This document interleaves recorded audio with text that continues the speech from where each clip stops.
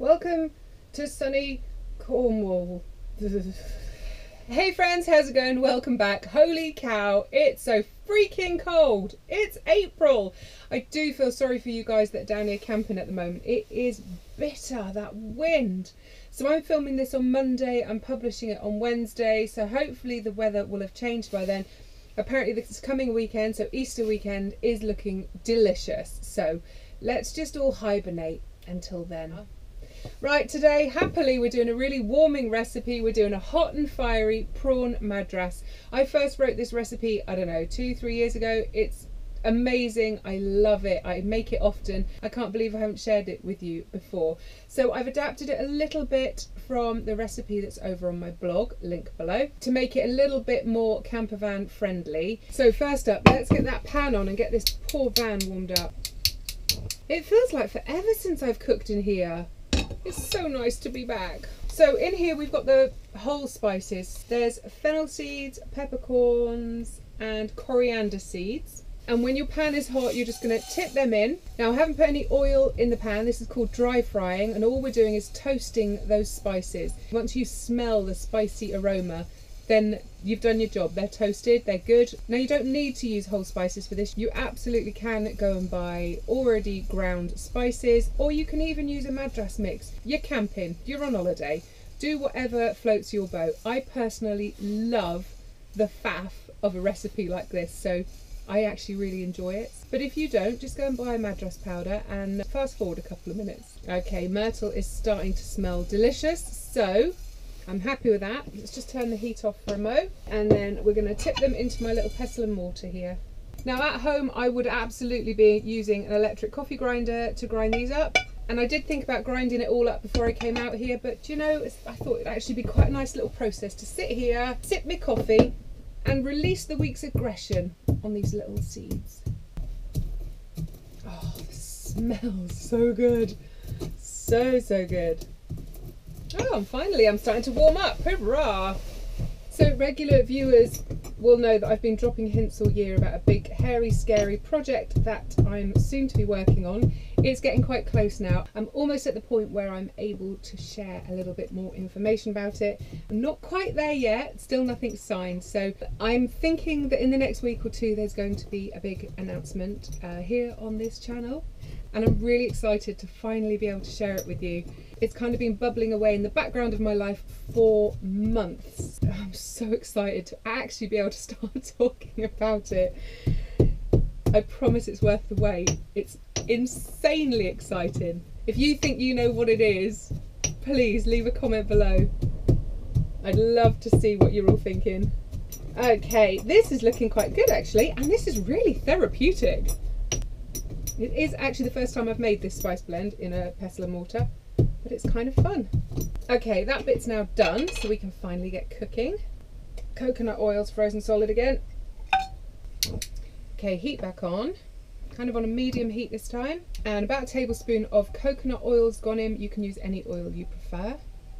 Then the ginger and garlic. As always, the full recipe is written below and it's over on my blog, which is linked to below as well. And then just fry that ginger and garlic just for a couple of minutes, just until the van starts smelling even more delicious. I kid you not, your neighbours are going to be deliriously jealous when you start making this on a campsite. You're going to look like a proper pro. Next up, add your red pepper and onion. So in the original recipe I wrote, these 4 ingredients were all blended together in a food processor to make a paste. Now I could have done that before I came out, but I thought we'd try a little slightly rougher version, so a little camping version, so you can still make this when you're on the road, no electricity needed. So we're just going to let that cook for a few minutes. You don't want the garlic in there to burn, so if it starts drying out or looking like it's going to burn, just put a splash more oil or a splash of water in. You know when you make a recipe that you've made before and you start smelling the memory of the recipe? Does that make sense to anyone?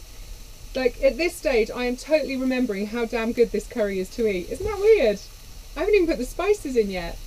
Funny. Now in a perfect world I would leave this cooking probably for 10, maybe even 15 minutes to really bring that onion down just almost to a paste. However, as we know, this channel is all about quick, easy one-pot camping recipes, and I'm always really aware of having to cook things for too long because of the moisture it releases into your van and the gas it uses up. So I'm actually going to hold it here. It is cooked, it's just not as soft as in an ideal world I would have liked.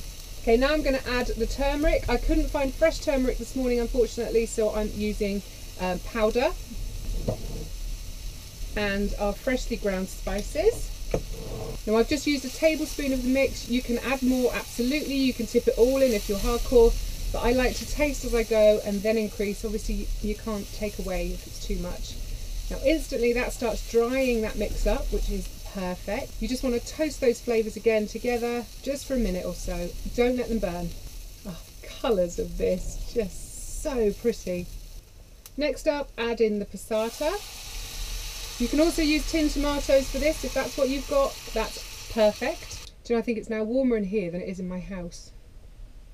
Then bring this up to a gentle boil.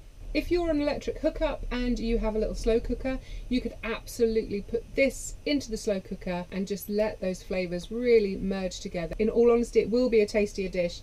This is still going to be edible and delicious, but you're still going to be able to like taste the onion and taste the spices rather than it being a one combined smooth sauce.